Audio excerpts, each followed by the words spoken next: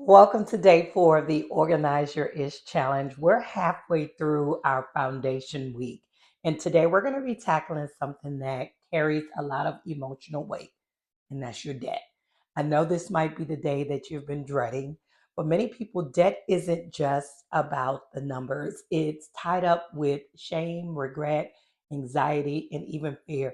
But here's what I need you to understand right now: debt is not a moral failing, it's a financial reality that millions of people navigate every single day. And today we're going to list out every single debt you have, understand what it's costing you, and create a strategic roadmap to pay it all down while still moving toward home ownership. So take a deep breath. We're going to face this together with compassion and a solid plan. So let's go deeper. Before we get into the numbers, I want to talk about what debt really means to most of us. Debt isn't just about money. Every time we see that credit card balance, it might remind you of the emergency that you really couldn't afford at the time. It could have been the medical bill that blindsided you, those student loans that you took on believing that it would lead to a better life. Even the time where you were between jobs and you had to choose between groceries and paying the electric bill, even that car payment or that car repair that went on the credit card because you had no other choice.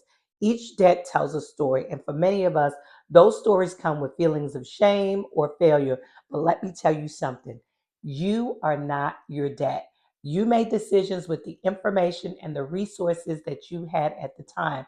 Some of those decisions were necessary for survival, some were clearly just mistakes, and some were the only option available. All of them are in the past. What matters now is that you are here facing it and you're creating a plan to change it. Let's discuss why we're doing this today. When you apply for a mortgage, lenders are going to be looking at something called your debt to income ratio, or DTI. And here is exactly how it works: they add up all your monthly debt payments, credit cards, car loans, student loans, etc., and they divide that by your gross monthly income. The result is your DTI percentage. Most lenders want to see a DTI below 43% to approve you. DTI is below 36 for the best rates. DTI is below 28% for conventional loans with good terms.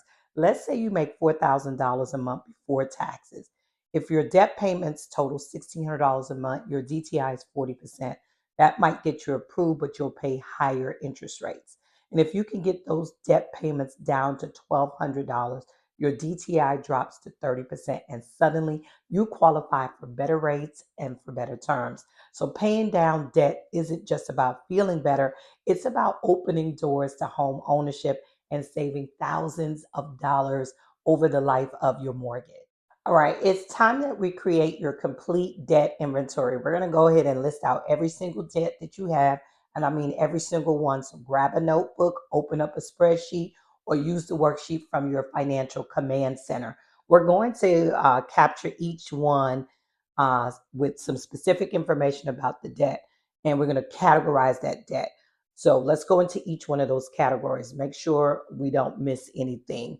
The first one's going to be your credit card debt. And for each of these credit cards, I want you to write down the name of the card: Chase, Freedom, Capital One, etc., the current balance, the credit limit, the minimum monthly payments, the interest rate, APR rate, due date for each of those months. And don't forget those store credit cards: Target, Amazon, furniture stores, gas cards that you haven't used in a while, but you still have balances, cards that you're an authorized user on if you're responsible for making a payment.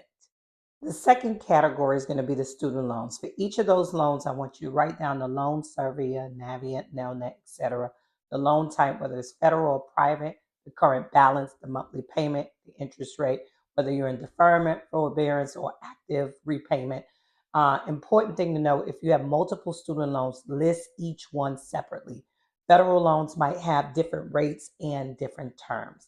Next one's going to be the auto loans. I want you to write down the lender name, the current balance, monthly payment, interest rate, payoff date, the value of the vehicle. Look it up on Kelley Blue Book.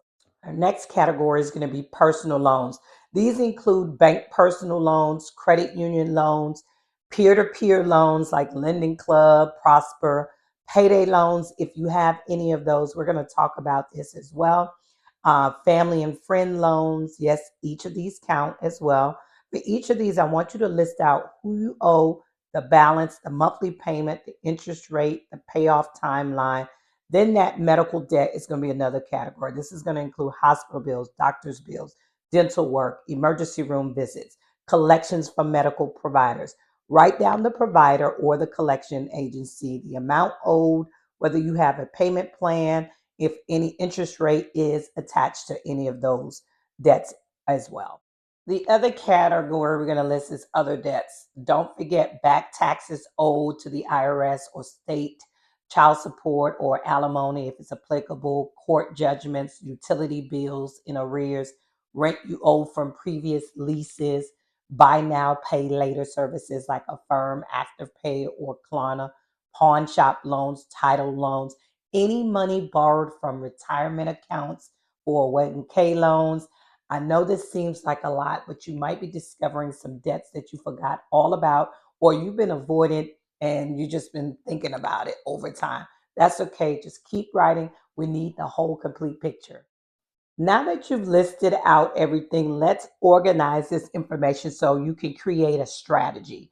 I want you to create your debt inventory sheet. Your inventory should have a few columns: the debt name, type, total amount, owed amount, the minimum monthly payment, the interest rate, the due date, the category, one of the six we listed. Now I want you to calculate these totals. The total across all categories, add up every balance, the total monthly minimum payments, add up all those minimum payments, and then the average interest rate. You're going to calculate the weighted average, also the highest interest rate debt, which one is costing you the most, the smallest balance debt, which one could you actually pay off the fastest. I want you to understand what you're looking at. So let me give you some context for your numbers. We're looking at total debt. Anything under $10,000 is manageable with focused effort. 10,000 to 30,000 is a common range. It's going to require some strategic planning. 30 to 100,000 is significant debt, but it is addressable with consistent action. Anything over 100,000, this is going to take some time, but you can still work towards home ownership. That debt to income ratio we talked about earlier, take your total monthly debt payments and divide that by your monthly gross income. Below 20%, you're in an excellent position. 20 to 35% is good and manageable. 36 to 43% is workable, but it limits mortgage options. Above 43%, you're going to need to focus on debt reduction before home ownership. What your numbers are, they're just the starting point. They don't define you. They don't determine your future. They're simply information that tells us where to focus our energy. How are you feeling right now? If you're feeling overwhelmed, listen, that's normal. If you're feeling ashamed, I understand.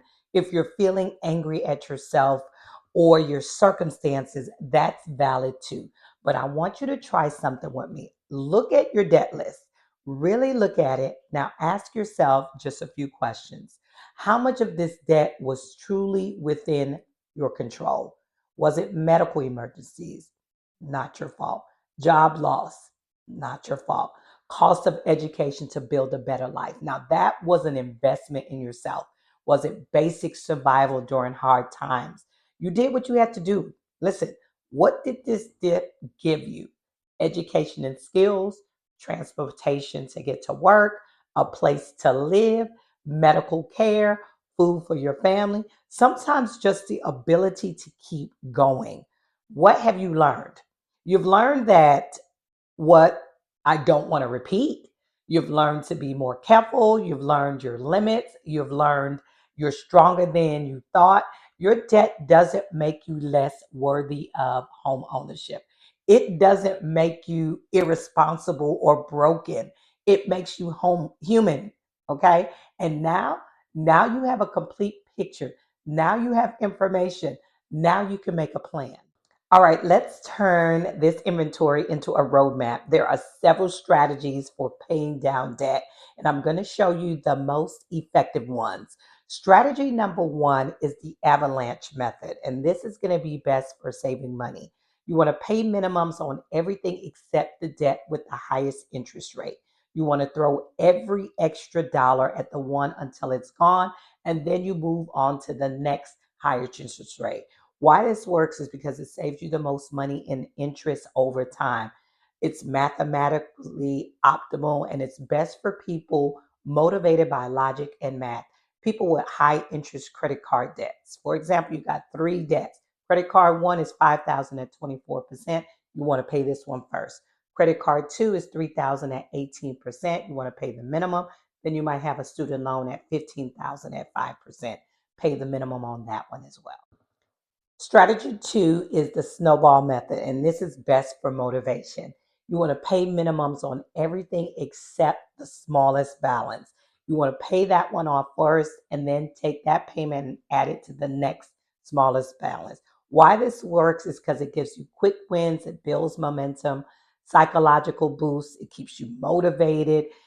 Each paid off debt frees up monthly cash flow, and it's best for people who need to see progress fast, people with many small debts, people who have struggled to stick with a debt payoff before. For example, you have medical bills of 500. You want to pay this one first. The credit card bill might be 2,000. You want to pay the minimum and then attack the next one. So you got an auto loan at 8,000. Pay the minimum on that one. Once you free up cash on the smallest bill, you take that amount and then begin to attack debt number two. Strategy number three is the hybrid approach, and this is a balanced strategy. You focus on high interest debts while also knocking out small balances for quick wins. And how this works is you identify your highest interest debt over $1,000, identify your smallest balance under $1,000, and you alternate between paying one off, then the other, and then you adjust as you make progress. This is going to be best for people who want both financial optimization and psychological wins. People with diverse types of debt also use this type of strategy. Strategy number four is with home ownership priority for this challenge. Focus on debts that most impact your mortgage approval. Priority is going to be collections and charge-offs. These devastate your credit. Priority number two is going to be high credit card balances. These hurt your DTI and credit utilization. And priority number three is those delinquent accounts, anything that is past due. For priority number four is going to be high interest debt. Priority five, everything else. And why this works is because it targets the specific debts that's blocking home ownership. It's going to improve your credit score the fastest. It helps lower your DTI most effectively. And guess what? Next, we get to create your personal roadmap. Here's what your roadmap should include: 30-day goals being the first one. Which debt will you focus on first? How much extra can you actually put toward it? What's your target payoff date for that first debt? Then there are those 90-day goals. Which debts will be paid off significantly or reduced? What will your DTI be at this point? What will your credit utilization be also? Then you might have some 6-month goals: total debt reduction, targeting DTI ratio, hitting a credit score goal. How much closer will you be to home ownership within that 6 month also? Then there are 12 months. You got total debts paid off, final DTI reach, final credit score, and now you can start moving towards house hunting. Here are just a few proven ways to pay down your debt faster. First of all, is we can try and start finding some extra money by canceling unused subscriptions, even that $15 a month, which can add up to $180 a year. Sell items that you don't use, pick up a side gig, overtime, use windfalls like your tax refunds, bonuses for debt. You could reduce those interest rates. Call the credit card companies and ask for lower rates. Seriously, you can just call and ask. You can consider balance transfer cards that offer 0% APR for 12 to 18 months. You can refinance high interest loans if your credit card has improved. There's also consolidating debt if it lowers your overall rate. The third thing, you can begin to automate payments. You want to set up automatic payments for those minimums we talked about earlier. Schedule extra payments on paydays. You can round up payments, pay $53 instead of $50. And you can start using that cash windfalls wisely. Use 50% of it to debt, 30% to emergency fund, 20% to something that you enjoy to help prevent burnout during this debt payment. Stop adding new debt, you guys. Freeze or cut up credit cards if necessary. Use cash or debit for purchases. I want you to wait 48 hours before making any non essential purchases. Here's what you need to complete for today's action steps. There's going to be 7. Action step number 1 is create your complete debt inventory with all debts listed and all information filled in. Action step number 2, you want to calculate your total debt, total monthly payments, and your DTI ratio. Action step number 3, choose which one of the debt payoff strategy resonates with you the most.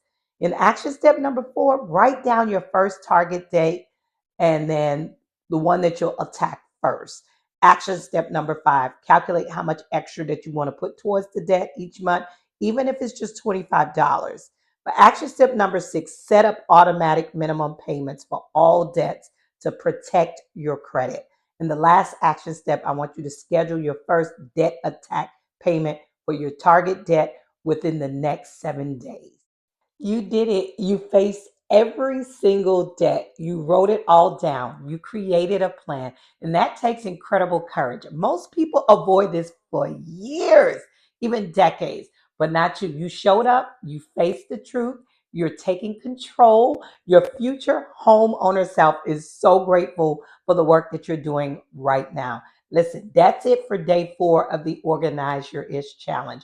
Remember, progress over perfection, you guys. Small steps done consistently, that's what creates real change. And if you haven't already joined our Facebook community, Dream It, Affirm It, Own It, where we're walking this journey out together and we're keeping each other accountable. Listen, don't forget to subscribe to the YouTube channel so you don't miss a single day of the challenge. I'll see you tomorrow with the same focus, same faith, same commitment. Bye now.